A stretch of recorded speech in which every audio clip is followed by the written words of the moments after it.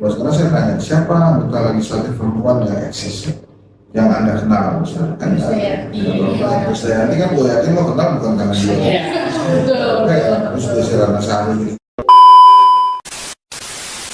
Selamat datang di podcast kita kali ini. Saya sama Bu Redo. Di sini ada rekan saya Adila Arsi dan juga Zaki Maulana serta Rifki Adin yang akan menemani diskusi kita kali ini. Dan selain itu juga kita kedatangan narasumber yang gak kalah penting. Siapa sih Rio? Jadi kita ini kedatangan Bung Henry Satrio. Buat teman-teman yang belum kenal, tapi kayaknya nggak mungkin nggak kenal sih, karena Bung Henry Satrio ini sering banget muncul di TV, bahkan di podcast politik gitu Jadi ya. teman-teman yang mereka yang nyamperin saya, bukan saya yang nyamperin mereka. Ini ada aja kedatangan itu, waduh, nggak apa-apa. Ya, ciri khas teman-teman mahasiswa sebut. Siap. Ya gimana? Pertanyaannya? Oh, aku jadi dulu. Sorry. Saya terburu-buru.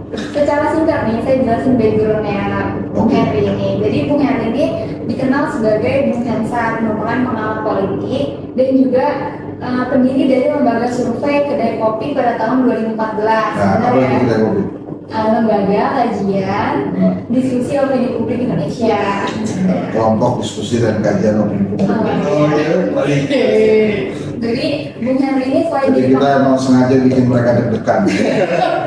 selain menjadi pengamat politik, Bung Henry ini juga dosen di komunikasi politik di Universitas Paramadina. Ya, saya juga sekarang dosen di Fakultas Ekonomi Bisnis. Keren banget loh. Nah, jadi kehadiran Bung Henry ini akan menemani kita untuk diskusi-diskusi ringan aja mengenai isu-isu politik yang ada gitu. Nah, sebelumnya mungkin nanya-nanya dikit nih, gimana kabarnya Bung Henry hari ini? Dia rada sibuk ya, karena kemarin kalau nggak salah aku juga lihat Bung Henry dia lihat ada di podcastnya Teori Politik. Total Politik ya? Iya. Ini nama podcastnya apa? Podcast biasa. Tapi di akun itu kan? Iya. Jadi mesti kasih nama tuh. Kali aja berlangsung kan? Susah. Lumayan aja bisa. Jadi kayaknya mau lama-lama deh, kita langsung aja kita hari ini mau ngapain nih Sal? Jadi dalam kesempatan kita kali ini kita tuh mau diskusi ringan aja untuk membahas topik yang lagi hangat banget nih buat dibicarain, yaitu mengenai ketertarikan masyarakat terhadap keterwakilan perempuan dalam kontestasi politik. Seperti yang kita tahu ya kan, akhir-akhir ini tuh lagi hangat banget nih isu mengenai pemilu 2024. Dan juga saya tuh kemarin baca berita nih, kayak ini menurut saya menarik banget ya buat dibahas, yaitu mengenai KPU yang dinilai membuat keterwakilan perempuan ini menjadi sangat menurun akibat adanya regulasi yang menghapus syarat keterwakilan perempuan dalam provinsi dan kota. Iya betul banget, karena kalau nggak salah nih ya Bung, aku juga ikut baca di beritanya itu bahwa KPU ini ada salah satu regulasi itu contohnya di PKPU nomor 10 tahun 2023 di mana kurang lebih isinya itu akan dalam penghitungan calon legislatif perempuan itu akan dibuatkan menjadi ke bawah, sehingga banyak banget kelompok perempuan yang merasa regulasi ini tuh harus direvisi kembali gitu ya Bu. Dalam jumpa pers yang diselenggarakan secara daring, Koalisi Masyarakat Sipil Kawal Keterwakilan Perempuan menyayangkan keputusan KPU mengeluarkan PKPU nomor 10 tahun 2023 tentang kuota pencalonan anggota legislatif. Dalam pasal 8 ayat 2 PKPU nomor 10 tahun 2023 diatur pembulatan desimal ke bawah dalam teknis penghitungan proporsi jumlah perempuan di satu daerah pemilihan yang dinilai berpotensi membuat keterwakilan perempuan sebagai calon anggota legislatif di bawah 30%. Sebagai pengamat politik nih ya Bu, ada nggak sih pendapat atau tanggapan Bung Henry tentang situasi keterwakilan perempuan kita nih di Indonesia saat ini?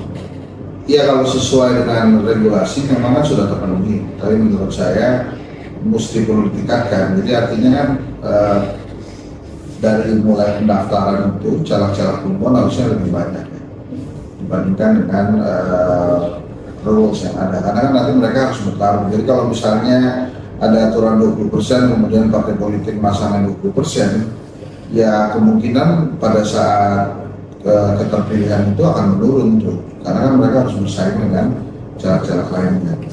Tapi kalau dari sisi kepala daerah itu sudah mulai banyak bupati dan wali kota serta gubernur yang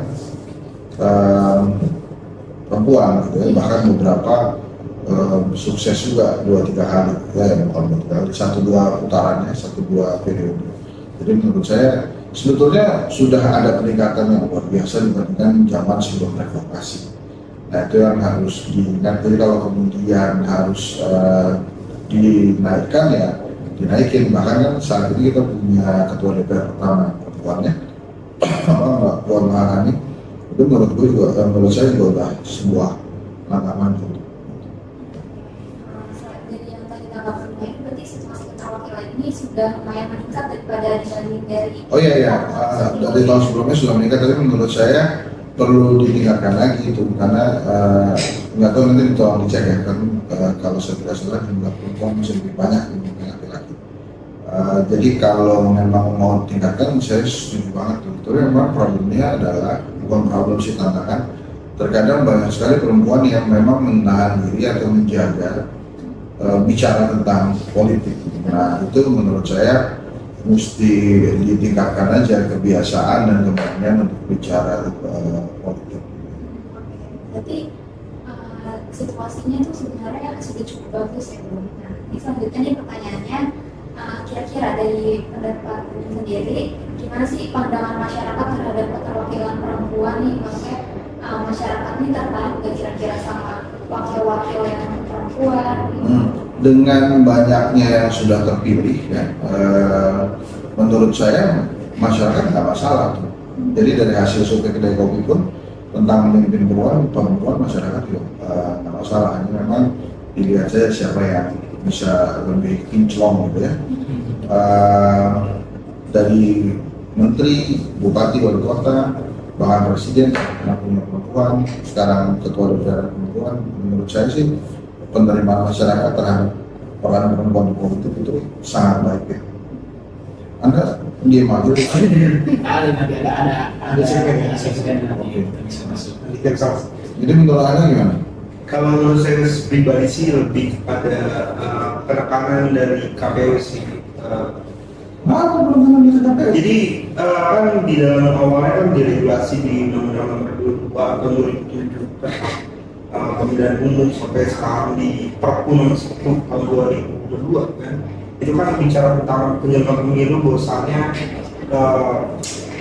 partai harus memberikan 30% dari suara perempuan. Pada nyatanya di tahun 2019 ternyata keterwakilan perempuan di DPR itu sebenarnya kalkulasi sih kurang lebih 20,8%. Itu kan berarti ada di mana KPU ini tidak menyadari lagi nih bahwasannya partai-partai harus didesak untuk terus mendorong agar keterwakilan perempuan itu lebih besar.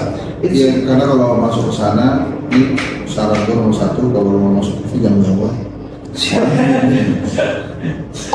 Nah gini, itu makanya kan repotnya tadi saya katakan, jadi harus partai politik harus mendaftarin lebih banyak, karena kan mereka nantinya akan diadu dengan cara yang lain.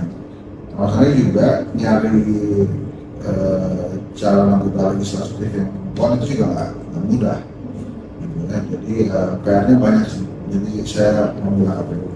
Jadi bukan salah KPU ansih, jadi memang nyarinya susah dan partai-partai politik sudah berusaha untuk itu.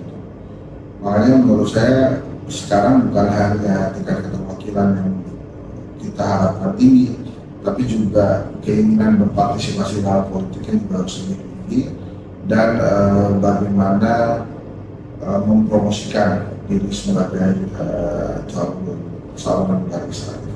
Nah sebetulnya salah satu masalah yang cukup besar itu juga biasanya banyak sekali anggota-anggota dewan yang memang incumbent dia sudah berkali-kali menjadi anggota dewan. Nah ini kan kalau teman-teman yang mau jadi anggota dewan kemudian perempuan gitu ya, terus kemudian baru muncul, itu tantangannya akan lebih besar. Makanya mesti bisa mengartikulasi diri dan yang paling penting itu keinginan untuk berpartisipasi di politiknya itu tinggi. Jadi dari diri sendiri juga harus Ya. perempuan tuh harus berani. Tahu mau nggak jadi Waduh, untuk saat ini belum tahu ya, kenapa udah boleh? belum kita belum bersatu. Ya, oh belum tuh satu. Nanti dikit lagi. Ya doain aja deh om baik. Jadi om tadi manggil dia. Iya om. Iya om. Lu pernah ketemu nyokapnya dia nggak? Ini.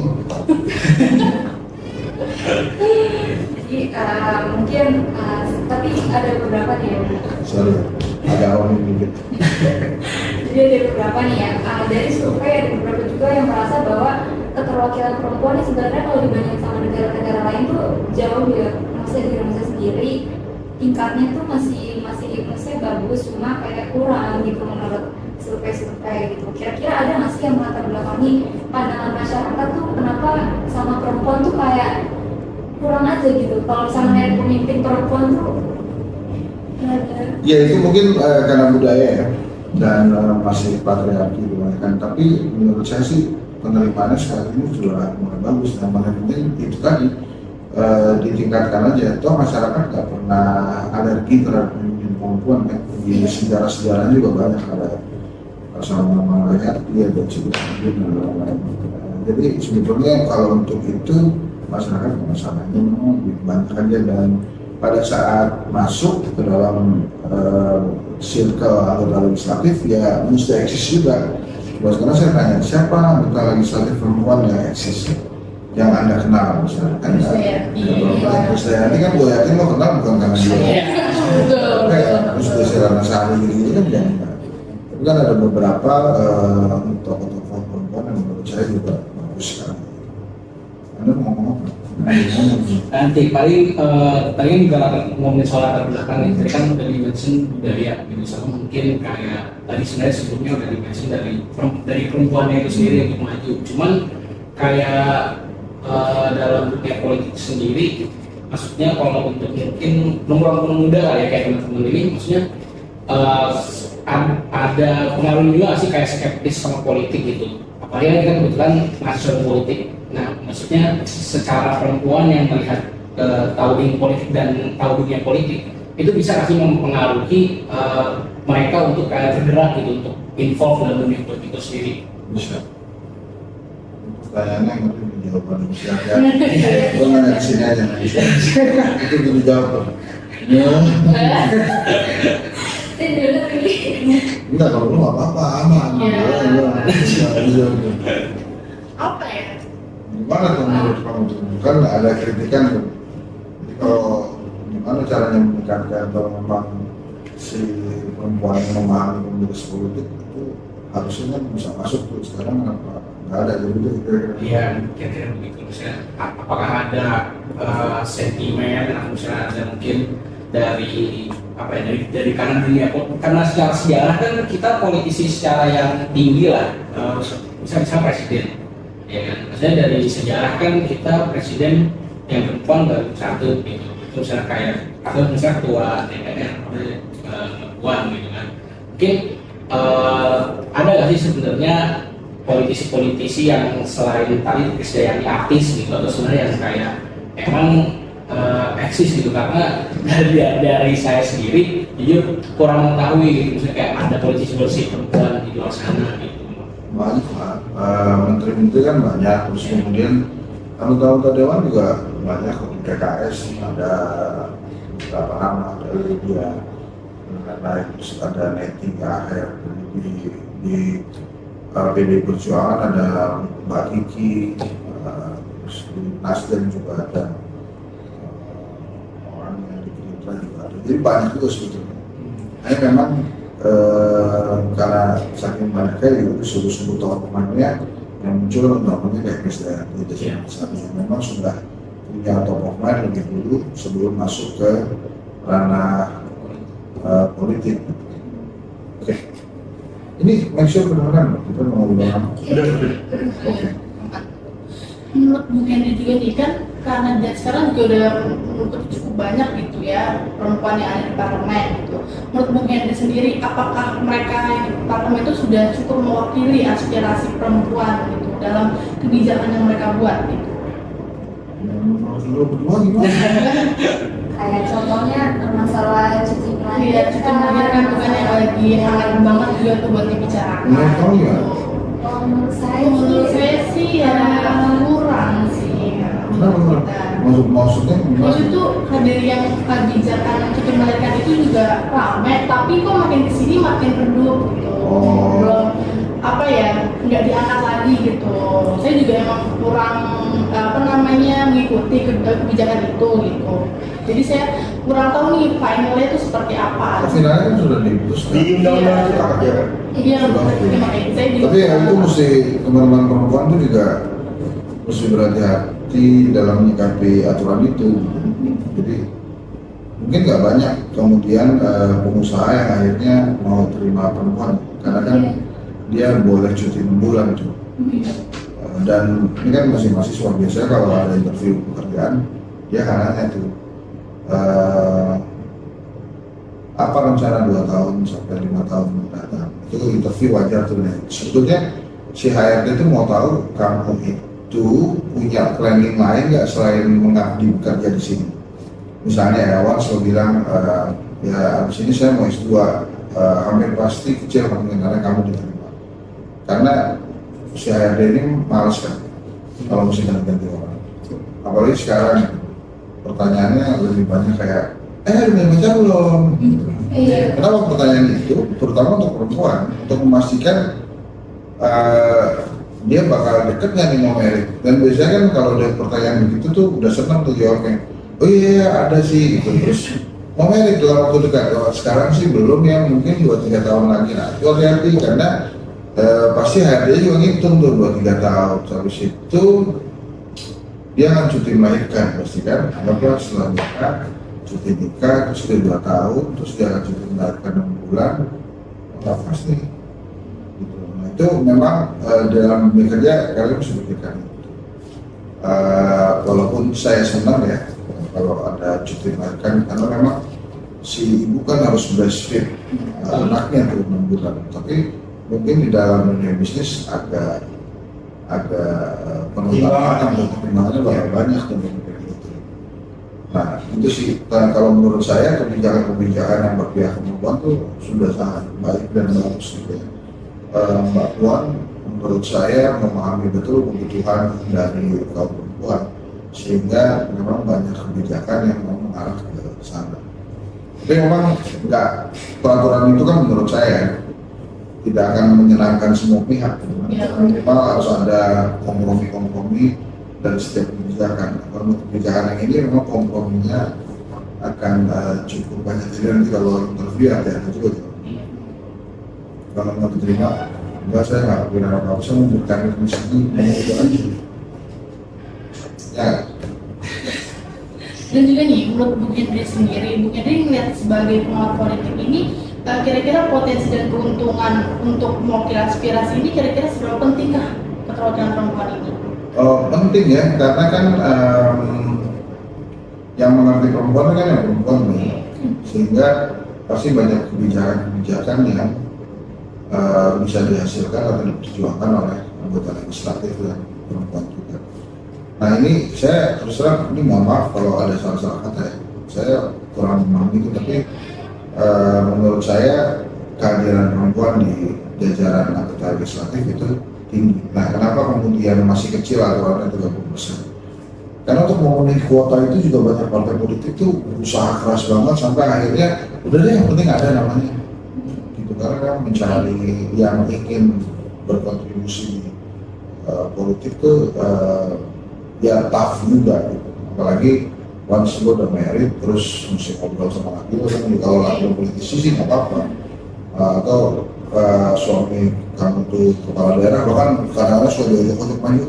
Jadi kalau dia nggak berkecimpung di politik kan gitu juga. Kalau masalah juga kayak kemarin tuh masalah KPU itu juga ada beberapa komentar yang merasa 30% ini keterwakilan perempuan tuh memang benar. Partai politik itu ada beberapa yang merasa keterlihatnya itu terasa berat gitu, karena mencari perempuan yang mau terjun di politik itu saat ini rada sulit. Sebenarnya ada, tapi masyarakat juga khawatir karena takutnya karena ada 30% keterpaksaan partai politik untuk nyari perempuan yang mau maju ke legislatif, itu bikin nyarinya asal-asalan seperti yang Bung Heri bilang, jadi nggak sesuai kemampuan dan kecakapannya gitu. Ya itu. Terus kan tadi Bung Heri juga sempat mention gitu ya, karena perempuan tantangannya banyak, masalah stereotip yang patriarki dan lain-lain. Selain itu tantangannya di masa sekarang ya Bung, dan juga di masa mendatang mungkin. Kira-kira ada nggak sih mungkin perempuan tuh tantangannya ada lebih banyak lagi gitu tentang Iya, menurut saya perempuan itu makhluk paling hebat di dunia, makanya peraturan dari Allah juga banyak. Karena semua hal bisa dilakukan perempuan gitu. Justru laki-laki banyak keterbatasannya. Makanya diatur aturan musik bisa gitu. Dan menurut saya kalau perempuan sudah masuk di ranah politik itu biasanya mereka juga bisa berprestasi. Jadi artinya dari cuma anggota legislatif jadi anggota legislatif mereka bisa periode-periode, terus kalau mau ambil jalur bupati wali kota gubernur juga biasanya bisa menang, bisa dipenuhi gitu. Dan menurut saya sih ya it's about time aja kalau kemudian kita lihat kira-kira apakah banyak perempuan yang bisa masuk. Sebetulnya pertanyaan itu bisa berjawab dari sekarang kira-kira mau masuk. Udah bisa ada bayangan. Jadi jangan sih itu sebenarnya. ini yang terakhir ya Bung. Oke. Pokoknya ini seru. Nah, kita masuk. Nah ini luar biasa. Ini hangat banget. Jadi berdasarkan hasil survei kedai kopi, kalau penerimaan masyarakat terhadap presiden perempuan tuh dari tahun 2021 itu kalau nggak salah dari 37% itu meningkat jadi 55% pada Agustus 2022 kemarin. Nah, menurut Bung sendiri saat ini kenapa capres perempuan sampai saat ini tuh belum kelihatan ada bayangan munculnya gitu? Ya jarang itu emang munculnya, kan tergantung tadi tuh mau muncul atau tidak. Sampai hari ini kan baru Mbak Puan aja. Iya. Ya, lainnya kan juga belum muncul gitu ya. Jadi kembali lagi ke bagaimana kiprah politik perempuan. Apakah banyak politisi yang bisa jadi calon presiden? Menurut saya bisa. Pertanyaannya kan dua, mereka mau atau tidak. Terus kemudian yang kedua, bagaimana di partai politiknya. Dan memang yang menonjol sampai hari ini ya Mbak Puan ya. Memang ada nama-nama lain seperti Susi Pujiastuti, Sri Mulyani, atau Retno Marsudi, Retno Marsudi, tapi memang yang paling menonjol saat ini kan Mbak Puan. Dan sebetulnya peningkatan itu juga kalau kita lihat masih kurang, karena kan kalau dibandingkan dengan perempuan dengan laki-laki 100% maksud peningkatannya. Ini perempuan baru 50%, jadi tapi peningkatan itu juga sudah perlu disyukuri sih. Itu diapresiasi. Dan itu mereka juga berkali-kali mengatakan bahwa pemimpin perempuan banyak berhasil juga. Karena dari dulu juga banyak ada Muhammad Dewi dan lain-lain yang bisa menjadi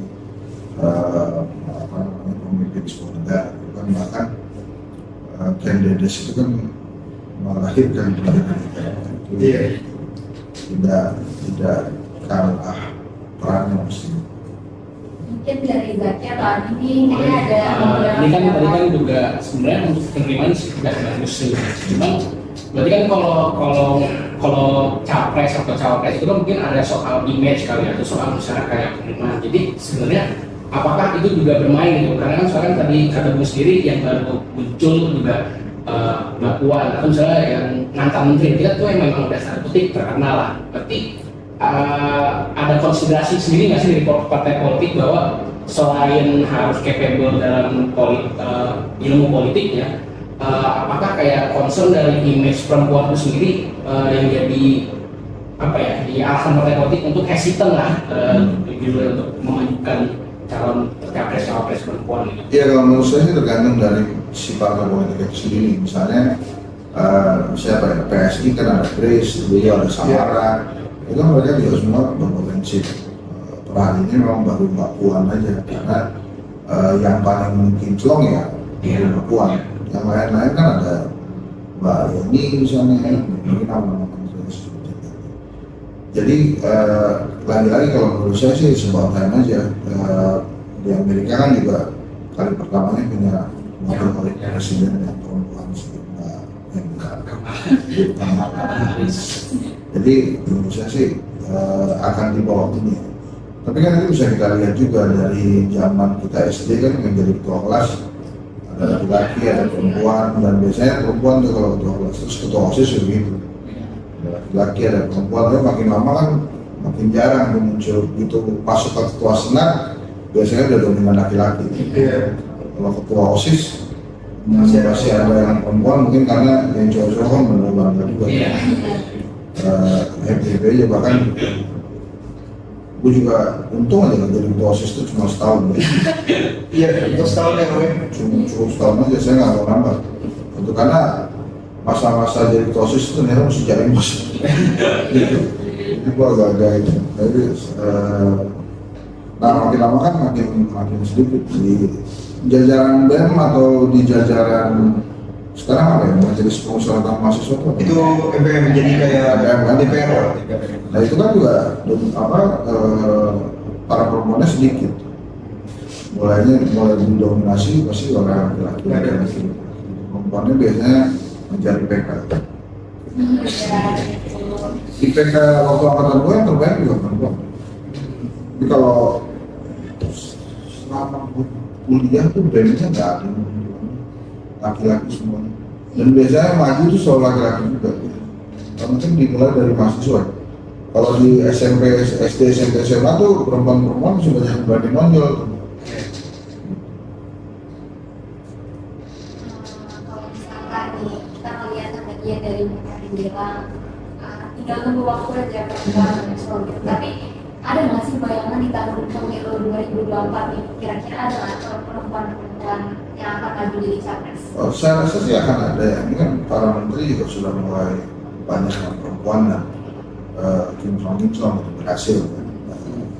Jadi ya mungkin kalau nggak 29, 34 ya mungkin bisa. Selanjutnya kita tungguin aja. Itu kan kalau pertanyaan itu disampaikan dulu kan juga mungkin juga nggak dihitung tuh mereka bisa jadi presiden waktu itu. Kemarin mereka sudah mengumumkan Pak Ganjar, ya kita tunggu waktu juga untuk Pak Puan.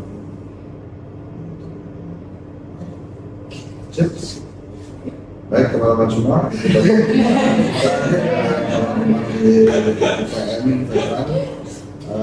kita akan ketemu lagi.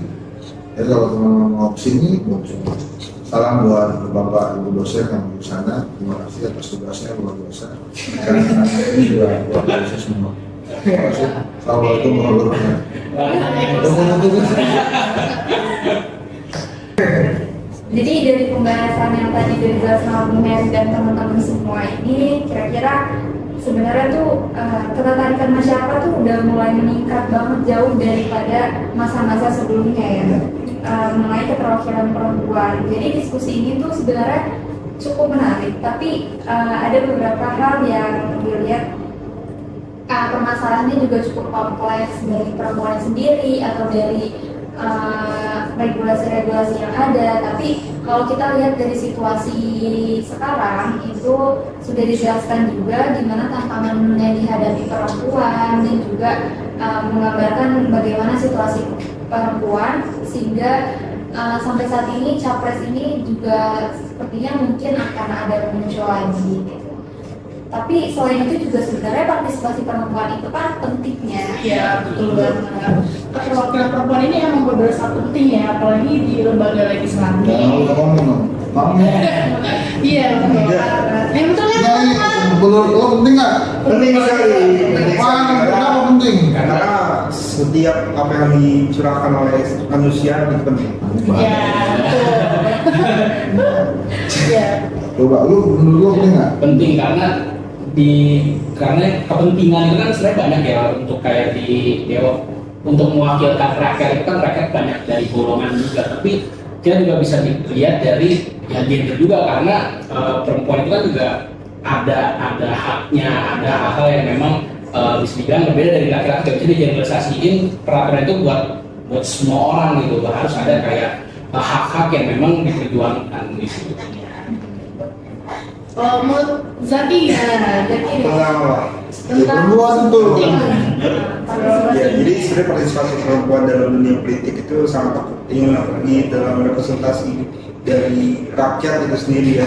Entah itu dia duduk di parlemen, oh iya, entah itu dia duduk di parlemen atau bahkan dia sampai ke tingkatnya presiden atau eksekutif. Nah, itulah makanya jadi untuk PR sekarang buat kedepannya teman-teman mahasiswa ilmu politik, terutama kita yang sedang berjuang juga, agar lebih terbuka lagi pemikiran kita terhadap yang menjadi isu penting di situasi hari ini. Itu sih, terutama untuk perjuangan kaum perempuan. Oke ya, betul banget. Mungkin karena keterbatasan waktu juga kali ya. Jadi kita sudahi saja kali ya pembahasan kita kali ini. Karena email saya harus sibuk. Bung Hedi ini mau sangat sibuk dan Oke, dan juga terima kasih ya kepada Bung Henry yang sudah menyempatkan diri datang ke sini. Balik. Yang sudah menjadi narasumber kita, ya kan dalam podcast kita kali ini. Terima kasih. Ya, dan juga terima kasih buat teman-teman yang udah dengerin podcast kita dan diskusi kita kali ini. Semoga menambah wawasan baru gitu dari apa yang dibilang sama Bung Henry. Sampai jumpa di lain kesempatan. Terima kasih. Terima kasih. Terima kasih guys.